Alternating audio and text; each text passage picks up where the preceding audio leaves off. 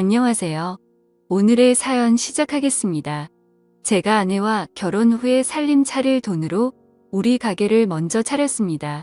사실 가게 오픈하고 초반에는 잘못된 선택을 했나 싶을 정도로 방황을 많이 했습니다.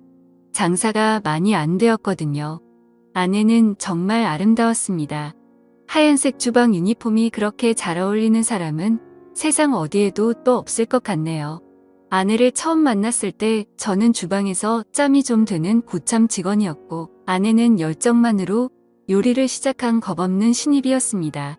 사실 아내한테 첫눈에 반하다시피 했는데 제가 너무 서툴었는지 좋아한다는 표현보다는 주방에서 갈구고 싸우면서 제 마음을 표현했어요. 저희가 결혼할 때 후배들 말에 의하면 아내가 제 욕을 그렇게나 많이 했었다고 합니다. 둘이 결혼할 줄은 상상도 못했다며 경악을 금치 못할 정도로 아내를 못살게 굴던 저였으니까요. 아무튼 가게 오픈 준비할 때부터 정말 많이 힘들었습니다. 자리 찾는 것부터가 어려운 일이었어요. 서울에서는 도무지 가게를 열지 못할 것 같아서 저희는 서울이 아닌 다른 곳에 가게를 차리게 되었습니다.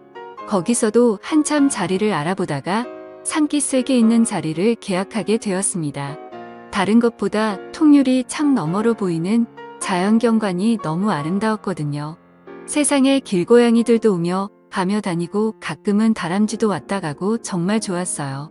안 좋았던 건 그렇게 고양이나 다람쥐가 가게 근처에 나타날 만큼 장사가 엄청 안 되었기 때문입니다. 기본적으로는 레스토랑보다는 커피숍과 베이커리를 겸한 카페에 가까웠어요. 아무래도 위치적인 여건이 안 좋다 보니 금방 상하는 식재료들을 오래 보관하는 것보다 차라리 커피와 빵을 파는 게 경제적으로 더 손실이 적을 거라 판단했기 때문입니다. 다행히 제가 제빵 자격증도 있고 취미로 바리스타 자격증도 취득해 둔 게 있어서 메뉴를 바꾸는데 어려움은 없었습니다. 커피도 직접 콩을 볶는 게 아니라 그냥 아름답게 아는 사람 통해서 콩을 사다 썼기 때문에 어려울 건 없었어요. 그래도 손님이 없는 건 여전했고요. 오픈하고 초반에는 그냥 매일매일 이 적저였어요. 손님 그림자도 구경 못하는 날이 대다수였거든요. 그런데 제가 일하던 레스토랑의 그 유명 셰프님께서 제가 가게를 차렸다는 소식을 듣고 가게에 격려 차 방문을 해주셨습니다. 아직도 개인적으로 너무 감사함을 느낄 정도로 신세를 졌다고 생각합니다. 그분이 자기 인터넷 페이지에 저희 가게를 소개해준 덕분에 그 사진을 보고 손님들이 하나 둘씩 가게를 찾아왔기 때문입니다. 저와 아내를 매료시킨 자연경관은 여타 다른 손님들에게도 똑같이 작용했나 봅니다. 그렇게 제 가게는 순식간에 입소문을 타게 되었고 그 뒤로부터는 손님도 붐비기 시작했어요. 자리 때문에 가게를 워낙 저렴하게 얻었기 때문에 빈 공간을 늘리는 게 아쉬워서 매일매일 빵 만드는데 도와주느라 지루한 아내를 위해서 점심과 저녁 메뉴를 추가해서 아내가 요리도 할 수 있는 여건을 만들어줬습니다. 집 안 사고 가게를 차리기 잘했다는 생각이 들 정도로 엄청 바빴습니다. 하지만 그만큼 돈도 많이 벌었고요. 저는 아무래도 빵만 만들면 되다 보니까 아침에 웬만한 거 다 준비해 두면 그 이후로는 사람 하나 쓰는 게 편해서 사람을 쓰기 시작했어요. 아내는 점심 저녁 음식을 만들어야 하는 이 가게에 매몰될 수밖에 없었고요. 그렇습니다. 잠시나마 성공에 심취해서 제가 거만해졌던 거예요. 일에 시달리는 아내를 지켜보지 못했습니다.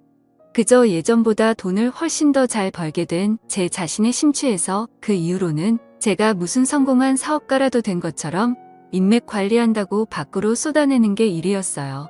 아내는 그런 저를 보고도 묵묵히 자리를 지켜줬습니다. 아내가 과로로 쓰러진 건 조금 지나서의 일입니다.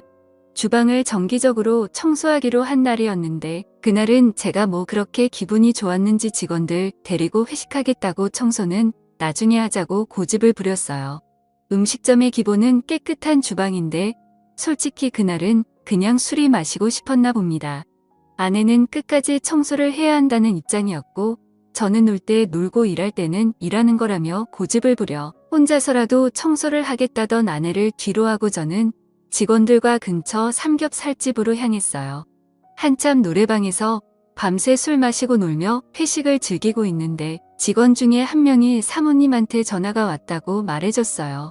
늦게 온다고 잔소리나 하려나 보다 하고 저는 안 받는다 전화를 무시하고 신나게 놀았고요. 새벽 한참 때가 돼서 얼큰한 몸을 이끌고 집에 돌아왔는데 청소 끝내고 돌아와 있어야 할 아내가 집에 없더라고요. 제가 고집 부린 걸로 삐져서 친정이라도 갔는가 보다 하고 올라오는 술 기운을 이기지 못해 저는 그냥 잠에 들었습니다. 아내가 잘못된 걸 알게 된 건 그 다음날 술이 덜 깬 상태로 다급한 직원의 전화를 받고 나서였어요. 청소에도 혼자서 주방일에 시달리던 아내가 혼자서 주방을 청소하다가 과로로 쓰러진 겁니다. 과로로 인한 급성 뇌경색이었고 이미 아내를 발견했을 때는 손 쓸 방도가 없었어요. 그렇게 아내를 떠나보냈습니다. 그때가 돼서 반성을 해봐야 이미 늦은 뒤였어요. 저 때문에 아내가 그렇게 되었다는 생각에 가게도 내팽개쳐두고 혼자서 방황을 많이 했습니다.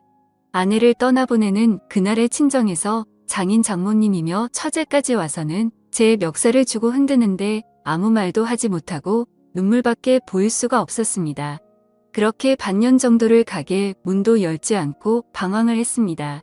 아내를 잃은 슬픔과 그 책임이 저에게 있다는 사실에 정말 힘겨웠어요. 하지만 이렇게 사는 내 모습을 본다면 아내가 과연 좋아할까 하는 생각이 들었습니다.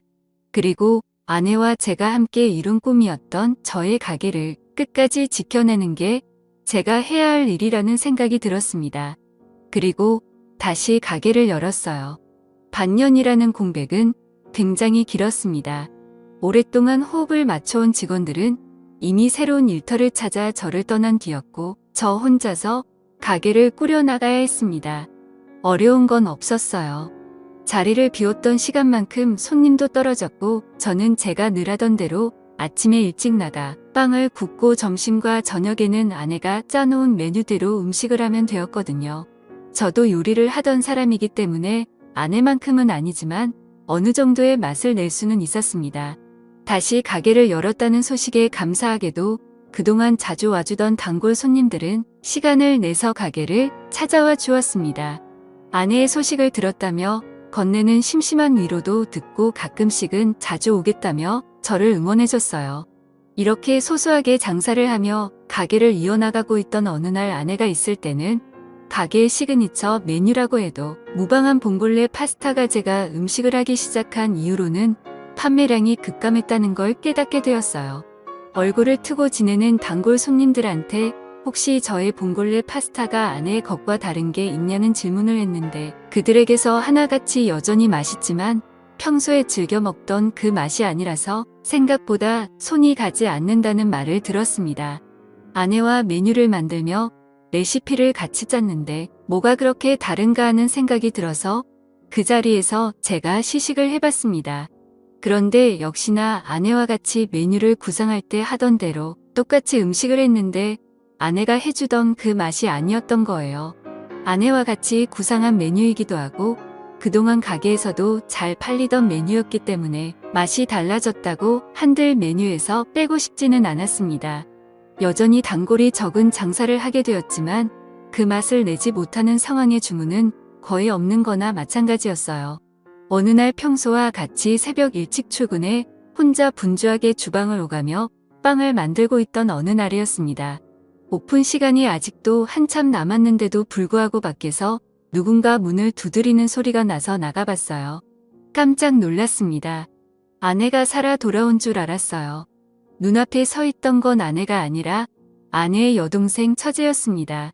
아내가 그렇게 된 것에 대해서 저의 책임이 분명했기 때문에 아내가 떠난 뒤로는 처가와는 연락을 끊고 지내고 있었습니다.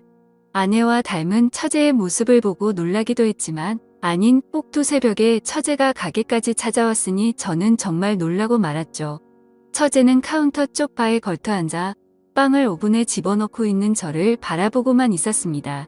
별다른 말은 하지 않고 아내가 있었다면 이리저리 분주하게 돌고 있었을 동선을 아쉬운 듯이 계속 바라보고 있었습니다. 빵의 준비가 다 끝나고 저는 처제에게 다시는 못 볼 줄 알았는데 여기까지 어쩐 일이냐고 물어봤어요. 처제는 시큰둥하게 가게를 다시 열었다는 소식을 듣고 찾아와 봤다고 하더라고요. 제가 어떻게 지내는지 확인도 할 겸사겸사요. 연락은 하지 않았지만 장인 장모님도 걱정을 많이 했는데 이제 이겨내고 잘 지내는 것 같아서 보기 좋다는 말을 해주더라고요. 혼자서 계속 가게를 기웃거리던 처제에게 새벽부터 와서 빈속일 텐데 먹고 싶은 거 있으면 말하라고 했어요. 처제는 저에게 봉골레 파스타를 해달라고 하더라고요. 아내가 제일 자신 있어 하는 메뉴란 걸 알았는지 의외의 부탁에 적잖이 당황했습니다. 이윽고 저는 요리를 끝내 처제의 앞에 접시를 올려주었습니다. 처제는 한술 아내의 요리를 따라 한 저희 음식을 맛보고는 이게 아니라는 말을 하더라고요. 그러더니 아내가 입던 앞치마를 메고 주방으로 들어갔습니다. 그리고는 제 앞에 봉골레 파스타를 한 접시 내왔어요. 아내가 담은 것과 비교하면 엄청 서툰 플레이팅이었지만 그 맛은 아내가 만들어주던 그 맛 그대로였습니다. 저는 깜짝 놀랐어요. 처제한테 이건 아내의 맛이라고 어떻게 재현해낸 건지 알고 싶다고 솔직하게 말을 걸었습니다. 처제는 조용히 저를 주방으로 부르더니 처음부터 끝까지 모든 걸 보여줬습니다. 화이트 와인을 넣은 뒤 바지락이 열을 받아 입을 벌리기 전에 타이밍이 가장 중요한 단계라고 설명해 주더군요. 뚜껑을 열었을 때 입을 열지 않은 바지락은 직접 벌려서 꺼내주는 한이 있어도 뚜껑을 여는 시간만큼은 정확하게 맞추는 게 관건이라고 했어요. 그리고 파스타를 볶다가 올리브 오일을 얼마나 넣어야 하는지, 어느 타이밍에 넣어야 하는지 그런 세세한 부분을 전부 다 알려줬습니다. 간단한 순서 몇 가지만 바꿨을 뿐인데 저도 아내가 만들던 그 맛을 금세 재현해내고 말았습니다. 처제는 아내가 자기가 해준 봉골레 파스타를 먹고부터 요리 인생이 시작되었다고 봐도 무방하다며 자랑처럼 이야기했습니다. 그리고 이 봉골레 파스타는 오래전부터 두 사람이 만들어낸 비밀의 결정체라고 봐도 무방한 거였지요. 그리고 처제는 제 가게를 찾아온 이유에 대해서도 말해줬습니다. 인터넷에서 가게가 다시 오픈했다는 소식을 받고 그리고 봉골레 파스타가 늘 먹던 맛이 나지 않는다는 어떤 사람이 올린 게시물도 봤다고 합니다. 형부 때문에 언니를 잃게 된 걸 생각하면 용서할 수 없지만 언니의 인생이라고 봐도 무방할 이 가게에서 언니가 만들던 음식이 이제 더 이상 맛이 없다는 말을 보는 게 더 참을 수 없는 일이었다고 하네요. 사실 다른 건 몰라도 레시피만큼은 알려줘야겠다는 생각에 찾아왔다는 겁니다. 하지만 처제도 마음이 많이 약해졌나 봐요. 아내의 맛을 찾았다고 기뻐하며 울고 있는 저를 보니 마음이 많이 안타까웠나 봅니다. 제가 아내를 털어내고 이겨낸 것처럼 자신은 물론 장인 장모님도 이제 더 이상 저에게 악감정이 없으니 언제라도 한번 처가에 찾아오라는 말을 했어요. 그날로 바로 처가에 찾아가 눈물 콧물 쏟으며 장인 장모님께도 용서를 받았습니다. 다시 찾아오는 단골 손님들에게는 다시 봉골레 파스타를 자신있게 권해줬고 아내가 남겨놓은 메뉴와 함께 가게는 점차 손님 수가 늘어나기 시작하더니 그때만큼은 아니지만 요즘은 정신없이 바쁜 생활을 하고 있어요.